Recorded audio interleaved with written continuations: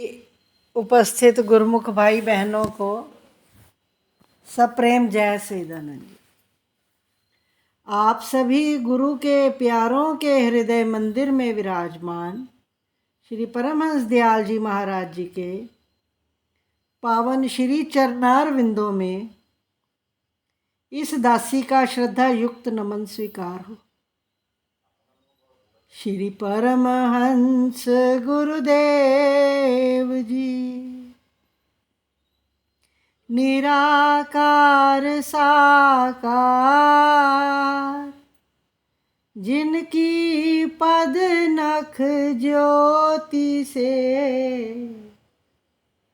आलोकित संसार, परम पुरुष पूरन धनी, आनंद घन सुख रूप, सर्वारंभ में पूजिए, पावन चरण अनूप, सर्वारंभ में पूजिए, श्री सतगुरु चरण अनूप। बोलो जयकारा बोल मेरे श्री गुरु महाराज की जय। विचारवान गुरुमुख भाई बहनों,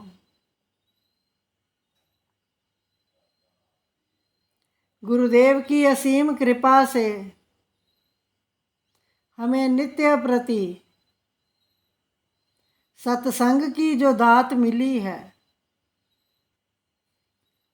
ये हमारे विचारों के उत्तरोत्तर विकास में अत्यधिक सहायक है। हम सभी गुरुमुख जो नित्य प्रति सत्संग में उपस्थित होते हैं, वो अवश्य ही अपनी अवस्था को जानते हैं, अपने मन की अवस्था को जानते हैं, अपनी आत्मा की अवस्था को जानते हैं कि किस स्तर तक सबके अंदर भावनाएं विकसित हुई हैं।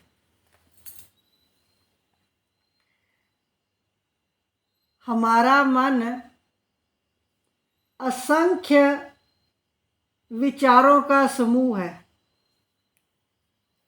हर पल हर क्षण मन में विचार उठते ही रहते हैं, और ये विचार जो है ना, यही हमारे जीवन को बनाते हैं।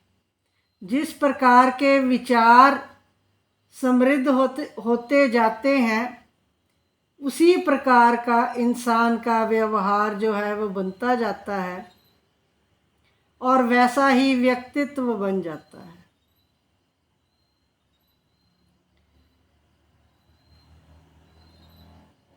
महापुरुषों ने वचन किए हैं, एक सोच सुख रास है, एक सोच दुख रास, एक सोच बंधन कटे, एक सोच यम फांस। जिस प्रकार के विचार मनुष्य के अंदर उमड़ते रहते हैं, वैसा ही उसका जीवन बन जाता है। एक प्रकार की सोच उसके जीवन को सुखी बना देती है, और दूसरे प्रकार के विचार जो हैं मनुष्य के जीवन को दुखी बना देते हैं। एक प्रकार की सोच हमारे सब प्रकार के बंधन काटने वाली होती है, और एक प्रकार की सोच हमें जीवन मुक्त बना देती है। विचार इतने सूक्ष्म होते हैं कि हम कहीं पर भी बैठे हों, ये अपना धावा जमा ही लेते हैं। बेशक कोई प्राणी गुरु घर में बैठा हो, मंदिर में बैठा हो, आश्रम में बैठा हो, सत्संग में बैठा हो, जरूरी तो नहीं है कि उसके विचार सत्संग के साथ जुड़े हों। कहीं पर भी बैठा हुआ मनुष्य कुछ भी सोच सकता है। कोई मनुष्य अपने कार्य क्षेत्र में बैठा हुआ भी अपने गुरुदेव, अपने इष्ट देव महाप्रभु को याद कर सकता है। और कोई व्यक्ति गुरुदेव के चरणों में बैठकर भी माया और माया के सामानों की ओर सोच सकता है।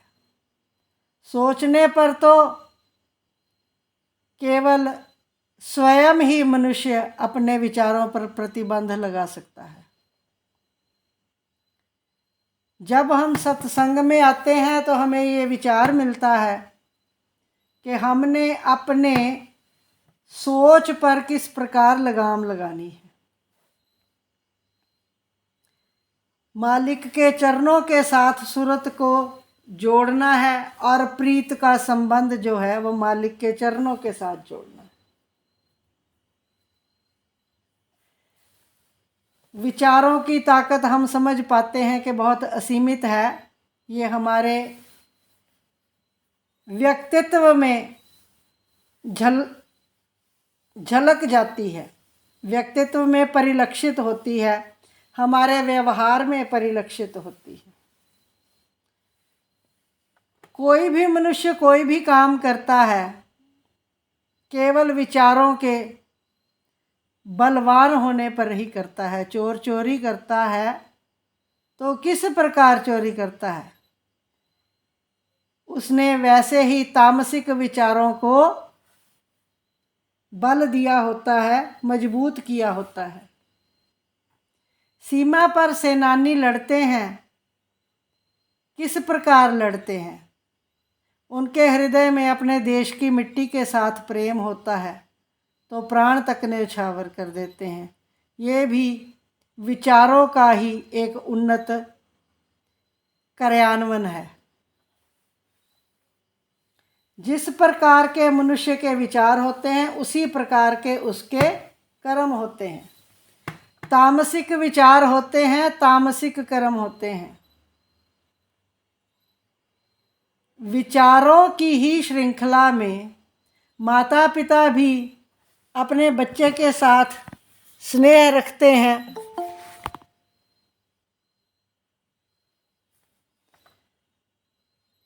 माता पिता भी अपने बच्चे के साथ स्नेह रखते हैं, उसके सुख में सुखी और दुख में दुखी होते हैं। बच्चे को हर प्रकार की सुविधा देने के लिए कितना प्रयास करते हैं, अपनी सुख सुविधा का भी ख्याल नहीं करते। ये स्नेह जब और अधिक उच्च अवस्था में होता है तो प्रेम बन जाता है। प्रेम सांसारिक और आध्यात्मिक दोनों प्रकार का होता है। सांसारिक प्रेम बंधनकारी और आध्यात्मिक प्रेम आवागमन से मुक्त करने के लिए होता है। ये विचारों के विकास का जो हम रूप देखते हैं, प्रेम जब संसार से हटकर अध्यात्म में प्रवेश करता है तो फिर वो श्रद्धा बन जाता है। श्रद्धा जो होती है ना, वो इष्ट देव के प्रति समर्पित हो कर देती है मनुष्य को। फिर वो इष्ट देव की आज्ञा पर सेवक जो है सर्वस्व समर्पण कर देता है। और जहाँ सर्वस्व समर्पण की स्थिति आ जाती है तो श्रद्धा भक्ति का रूप धारण कर लेती है। श्रद्धा जब भक्ति का रूप धारण करती है तो इंसान का जो दायरा है वो सारे संसार से हटकर अपने श्रद्धेय की ओर चला जाता है। उसको अपने श्रद्धेय के अलावा और कुछ दिखाई नहीं देता। यही जीवन मुक्ति है। यही आवागमन से मुक्ति का स्रोत है। तो इंसान के सारे जीवन की कार्यवाही उसके विचारों के ऊपर निर्भर करती है। हमें नित्य प्रति सत्संग में इस बात की खुराक मिलती है कि हमने अपने विचारों को किस प्रकार उन्नत करना है और भक्ति के मार्ग पर दृढ़ होना है। नित्य प्रति गुरुदेव की श्री आज्ञा जो श्री हजूर दाता दयाल जी श्री मुख से नित्य प्रति फरमाते हैं कि हमें 5 नियमों की दात हमारे पंचम पातशाह सतगुरुदेव महाराज जी ने बख्शिश की है। इस पर हमने दृढ़ करके चलना है। 5 नियमों की परिपालना प्रेम, श्रद्धा और भक्ति से करनी है, विश्वास से करनी है। साथ ही साथ हमारे हजूर दाता दयाल जी 2 घंटे के भजन सिमरन पर नित्य प्रति बल देते हैं। श्री मुख से श्री हजूर दाता दयाल जी ने फरमाया कि जो भी स्वयं को इस गुरु दरबार का गुरुमुख कहलाता है उसके लिए 2 घंटे का भजन अभ्यास करना नितांत आवश्यक है। मन लगे ना लगे, मन की तो कोई बात ही नहीं है। मन लगता है तो बहुत अच्छी बात है, नहीं लगता है तो कोई बात नहीं, केवल बैठना है। हमारे तृतीय पातशाह सतगुरुदेव महाराज जी अपने श्रीमुख से वचन फरमाया करते थे कि मन जानदाता जान दे, दृढ़ कर राख शरीर, तिल्ले बाजो नानका क्या करेगा तीर। चिल्ले बाजो नानका क्या करेगा तीर। मन जानदाता जान दे, दृढ़ कर राख शरीर। मन अगर कहीं जाता है इधर उधर तो शरीर को दृढ़ करके बिठाना है। शरीर बैठा रहेगा, मन भी घूम फिर कर वहीं पर वापस आ जाएगा और भजन ध्यान में धीरे धीरे स्थिर हो जाएगा। जिस प्रकार एक छोटे से नन्हे से बालक को घर में खेल कूद बहुत प्यारी होती है, माँ की गोद प्यारी होती है, जब उसको पहल स्कूल में भेजा जाता है तो वो भी रो रो कर स्कूल जाता है। धीरे धीरे उसका जो लगाव है वो अपने स्कूल में सहपाठियों के साथ और अपने अध्यापकों के साथ उसका मन लग जाता है, प्रीत जुड़ जाती है, उसका एक रिश्ता जुड़ जाता है। इसी प्रकार मन नहीं बैठता तो कोई बात नहीं, शरीर बैठना सीख जाए, मन भी वहीं आ जाएगा। कोई बहाना नहीं कि मन नहीं लगता। बस 2 घंटे का समय जो है वो गुरुदेव के अर्पण करते जाना है। नित्य प्रति सब गुरुमुखों का ये फ़र्ज़ है। हम अपने सतगुरुदेव दाता दीन दयाल जी महाराज जी के पावन श्री वचनों पर अपने जीवन को चलाएं और अपने जीवन को सुखरूप बनाएं। केवल भजन ध्यान ही एकमात्र सुख का साधन है। पंचम पातशाह श्री गुरु महाराज जी के वचन हैं कि तमन्ना है हर इंसान की मैं सदा सुखी और आनंद में रहूं। तमन्ना है हर इंसान की मैं सदा सुखी और आनंद में रहूं, कभी भी दुख ना मुझको सताए, सदा खुशियों से भरपूर रहूं।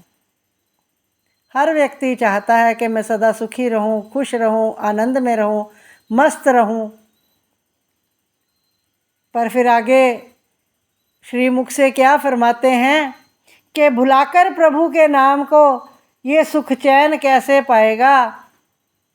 सुख की इच्छा तभी होगी पूरी, प्रभु नाम को जब हृदय में बसाएगा।